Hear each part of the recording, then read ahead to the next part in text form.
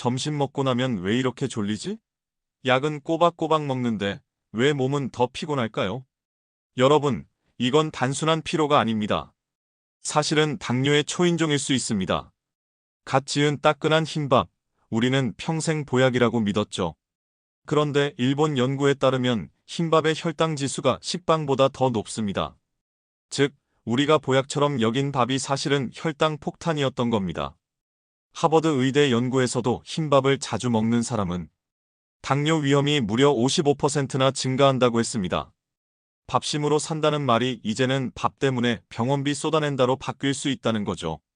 자, 그렇다면 밥을 끊어야 할까요? 아닙니다. 오늘은 밥을 독에서 약으로 바꾸는 4가지 황금 비법을 공개합니다. 여러분, 밥이 문제라는 게 조금 감이 오시나요? 그런데 진짜 무서운 건 우리가 무심코 반복하는 밥 습관이 사실상 건강을 망치는 주범이었다는 겁니다. 제가 수년간 어르신들을 진료하면서 자주 들은 말이 있습니다. 귀찮으니까 한 번에 밥 해두고 냉동실에 넣어놨다가 전자레인지에 데워 먹어요. 정말 많은 분들이 이렇게 드십니다. 요즘은 혼자 사는 어르신들이 많다 보니 더 그렇지요. 그런데 문제는 이 습관이 혈당과 혈압을 더 빠르게 무너뜨린다는 사실입니다. 많은 분들이 뜨끈한 밥은 소화 잘 되고 몸에 좋다고 생각합니다. 사실은 반대입니다. 갓 지은 밥이나 전자레인지로 막 데운 뜨거운 밥은 우리 몸에서 아주 빠르게 포도당으로 바뀝니다. 쉽게 말하면 밥이 들어가는 순간 혈당이 쑥 하고 치솟는 겁니다. 일본 교토대 연구에서 갓 지은 흰밥의 혈당 지수가 무려 88이 나왔습니다. 참고로 우리가 흔히 건강에 안 좋다고 말하는 식빵의 혈당 지수가 73입니다. 즉 따끈한 밥은 식빵보다 더 심한 혈당 폭탄이었다는 거죠. 혈당이 이렇게 급하게 오르면 우리 몸은 인슐린을 많이 분비해서 잡으려 합니다. 그러면 곧바로 혈당이 뚝 떨어지죠. 그래서 밥만 먹으면 졸음이 쏟아지고 피곤이 몰려오는 겁니다. 어르신들이 밥 먹고 나면 꼭 꾸벅꾸벅 졸아요라고 말하는 게 그냥 노화 현상이 아니라 몸속이 요동치고 있다는 신호였던 겁니다. 한국 사람들은 밥심으로 산다고 하지만 문제는 너무 흰쌀밥만 먹는다는 겁니다. 쌀은 도정하면서 영양소의 70% 이상이 날아갑니다. 껍질에 있던 비타민, 미네랄, 식이섬유가 다 사라지고 남는 건 거의 순수 전분뿐이에요. 그래서 흰쌀밥은 소화는 잘 되지만 혈당을 너무 빨리 올리고 금방 배가 꺼집니다. 하버드 대학 연구에 따르면 흰쌀밥을 자주 먹는 사람은 당뇨병 위험이 55%더 높다고 합니다. 특히 아시아인들에게서 그 경향이 뚜렷하게 나타났습니다.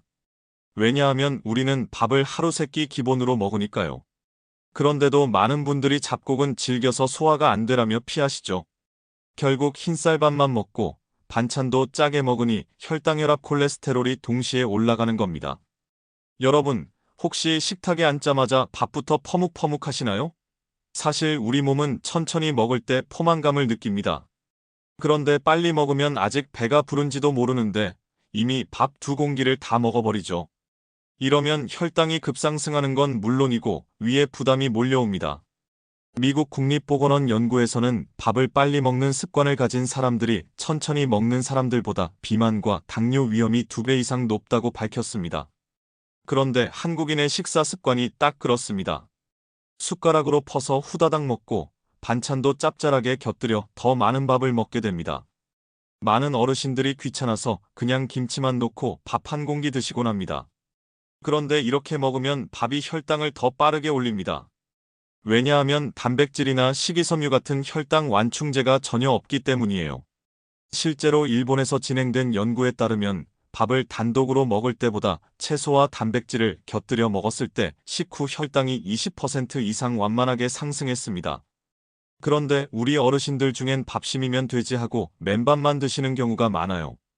이건 혈당의 직격탄이 됩니다. 지금까지 드린 말씀을 정리하면 전자레인지에 데운 뜨끈밥은 혈당 폭탄이 되고요. 흰쌀밥만 고집하시는 건 영양 불균형을 초래합니다. 그리고 빨리 많이 먹기는 비만과 혈당 지수가 급격히 상승하고 반찬 없이 맨밥만 드시는 건 혈당 완충 장치가 없어 이 또한 혈당이 급격히 상승합니다. 이 4가지가 합쳐지면 어떻게 될까요? 혈당은 하루에도 몇 번씩 널뛰고 인슐린은 지치고 결국 혈관은 좁아지고 딱딱해집니다. 그러니 병원에서는 약을 늘립시다라는 말밖에 못하는 거예요. 하지만 약으로는 식습관에서 오는 문제를 근본적으로 막을 수가 없습니다. 여기서 더 놀라운 사실이 있습니다. 사실 간단한 식습관 개선만 해도 혈당은 꽤 잡힙니다. 그런데 병원 시스템은 약 처방 위주예요. 솔직히 환자가 밥만 바꿔도 병원 수입은 줄어들겠죠. 여러분, 이게 현실입니다. 우리가 매일 하는 밥 습관만 바로잡아도 병원 갈 일이 줄어들 수 있는데 정작 중요한 정보는 잘 알려주지 않는 거예요. 그래서 우리가 스스로 깨달아야 합니다. 여러분, 여기까지 들으시면서 이런 생각 드시죠? 아, 내가 평생 해오던 밥 습관이 사실은 내 몸을 해치고 있었구나. 맞습니다. 문제는 밥 그 자체가 아닙니다. 밥을 어떻게 짓고 어떻게 먹느냐가 관건입니다. 같은 쌀이라도 방법에 따라 약이 되기도 독이 되기도 합니다. 이어지는 이야기에서는 드디어 밥을 약으로 바꾸는 4가지 황금 비법을 공개하겠습니다. 이 4가지만 기억하면 밥은 더 이상 독이 아니라 매일 먹는 최고의 보약이 될 수 있습니다. 여러분, 지금부터가 가장 중요합니다. 앞에서는 우리가 평생 해온 잘못된 밥 습관이 어떻게 병을 부르는지 살펴봤습니다. 그렇다면 이제 질문은 하나죠.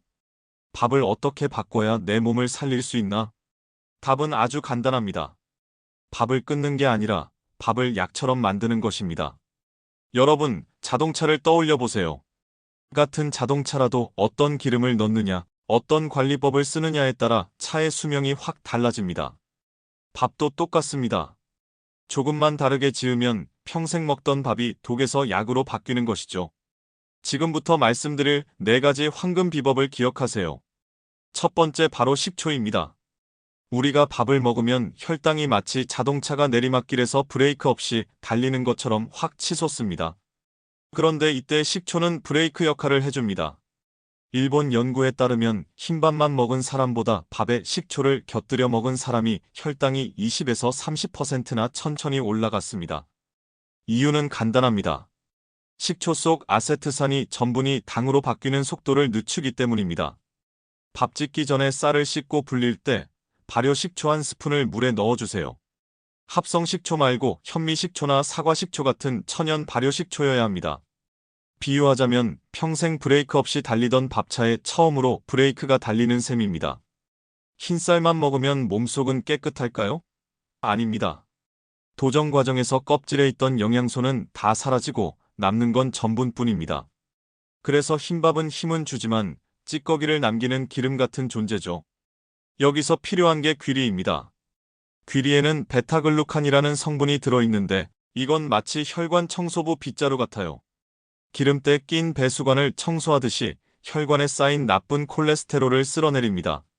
미국 식품의약국은 귀리를 공식적으로 심장 건강에 좋은 식품이라고 인증했습니다. 연구에 따르면 매일 귀리 3g만 먹어도 콜레스테롤이 23% 낮아지고 심장병 위험도 20% 줄었습니다. 쌀 한 컵에 티스푼으로 귀리 한 스푼 섞으세요. 밥맛도 크게 변하지 않고 속도 편안합니다. 당뇨와 고혈압은 몸속에 보이지 않는 불씨, 즉 염증 때문에 더 악화됩니다. 이 불을 끄는 황금 소방수가 바로 강황입니다. 강황 속 커큐민은 우리 몸에 숨어있는 염증을 잠재우고 인슐린이 제대로 작동하도록 돕습니다. 태국 연구에서는 당뇨 전단계 환자 240명에게 커큐민을 9개월간 먹게 했더니 단 한 명도 당뇨로 진행되지 않았습니다. 반면 가짜 약을 먹은 그룹에서는 16%가 당뇨로 악화됐습니다. 밥이 다 지어진 뒤에 티스푼 반에서 한 스푼 정도 강황 가루를 뿌려 섞으세요. 여기서 주의할 점은 반드시 밥 완성 후에 넣어야 한다는 겁니다. 조리 과정에서 넣으면 영양소가 파괴됩니다. 즉, 강황은 우리 몸속 보이지 않는 불을 꺼주는 작은 소방수입니다.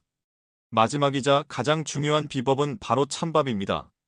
찬밥이 무슨 약이야? 하실 수 있지만 여기에 진짜 비밀이 있습니다. 갓 지은 뜨끈한 밥은 소장에서 순식간에 당으로 바뀌어 혈당이 확 오릅니다. 하지만 밥을 식히면 전분이 달라집니다. 이걸 저항성 전분이라고 부릅니다. 쉽게 말해 소화가 바로 되지 않고 대장까지 내려가는 착한 전분이에요. 이 저항성 전분은 장 속 유익균의 먹이가 되고 장내 환경을 깨끗하게 만듭니다. 게다가 혈당이 천천히 오르게 하죠. 독일과 중국 공동연구에서는 저항성 전분을 꾸준히 먹은 사람들의 체중이 평균 2.8kg 줄고 인슐린 저항성도 크게 개선됐다는 결과가 있습니다. 밥을 다 지은 뒤 30분 이상 완전히 식힌 후 냉장 보관하세요. 드실 때는 전자레인지에 아주 살짝만 데워 드세요.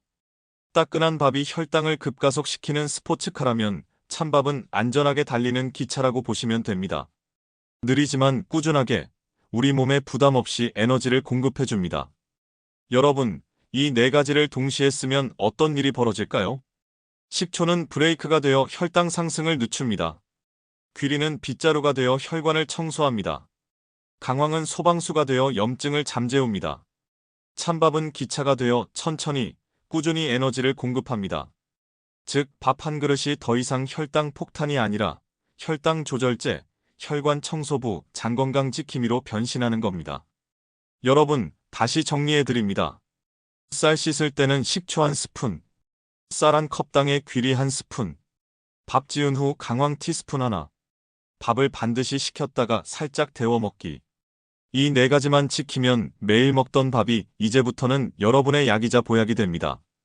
밥을 독에서 약으로 바꾸는 네 가지 비법, 귀에 잘 들어오셨죠? 그런데 정말 밥만 바꿨다고 몸이 달라질까? 궁금하실 겁니다.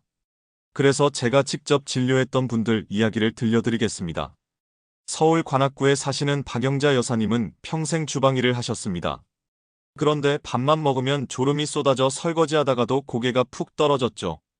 약은 두세 가지씩 드셨는데도 혈당, 혈압 수치는 계속 높아졌습니다. 그런데 밥 지을 때 식초 1숟갈, 쌀 1컵에 귀리 1숟갈, 밥 다 된 뒤 강황 티스푼 하나 그리고 식혔다가 살짝 데워 먹는 방법을 꾸준히 따라 하셨어요. 한 달도 안 돼서 밥 먹고도 졸리지 않아요. 주방일이 덜 힘들어요. 하시더니 석 달 뒤 검사에서 혈당은 110대로, 혈압은 130대로 안정됐습니다. 예전엔 밥 먹으면 바로 졸았는데 이제는 친구랑 밥 먹고 2시간씩 얘기도 합니다. 정말 환하게 웃으셨습니다. 시장 미역카 끌고 평생 일해온 이재호 어르신. 체중은 불어나고 조금만 걸어도 숨이 찼습니다. 밥을 바꾼 지 8개월 만에 체중은 10kg 줄고 혈압약도 절반으로 줄였습니다. 예전엔 경운기 몰고 가도 숨이 찼는데 요즘은 뒷산도 거뜬히 올라갑니다. 얼굴에 핏기가 돌고 목소리도 힘이 넘치셨어요. 정순기 어르신은 당화혈색소가 9에 가까워 합병증 걱정이 컸습니다. 그런데 밥만 바꿨을 뿐인데 6개월 뒤 수치가 6.2까지 내려갔습니다. 병원에서 약을 줄이자는 소리를 들을 줄은 꿈에도 몰랐습니다. 눈물이 핑 돌더라고요. 10년 넘게 인슐린 주사를 맞아오신 김정순 여사님.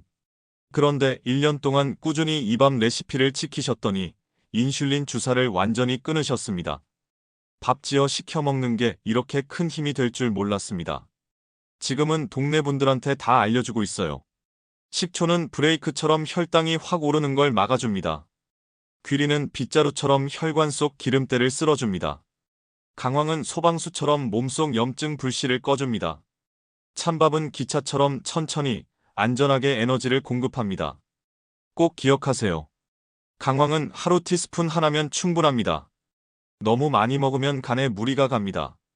식초는 공복에는 피하시고 위가 약하신 분은 아주 조금부터 시작하세요.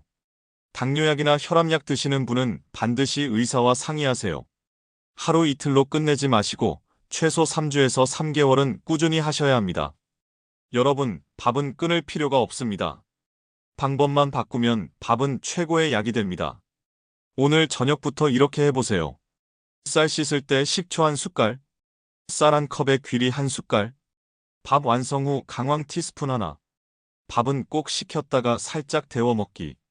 이 네 가지만 지키면 밥 한 그릇이 여러분의 보약이 됩니다. 그리고 제발 이 정보 혼자만 아끼지 마시고 가족과 친구, 이웃에게도 꼭 알려주세요. 옛날에 마을 우물은 모두가 함께 써야 했듯이 건강 정보도 나눌수록 값집니다. 여러분의 한 번의 공유가 누군가의 생명을 살릴 수 있습니다.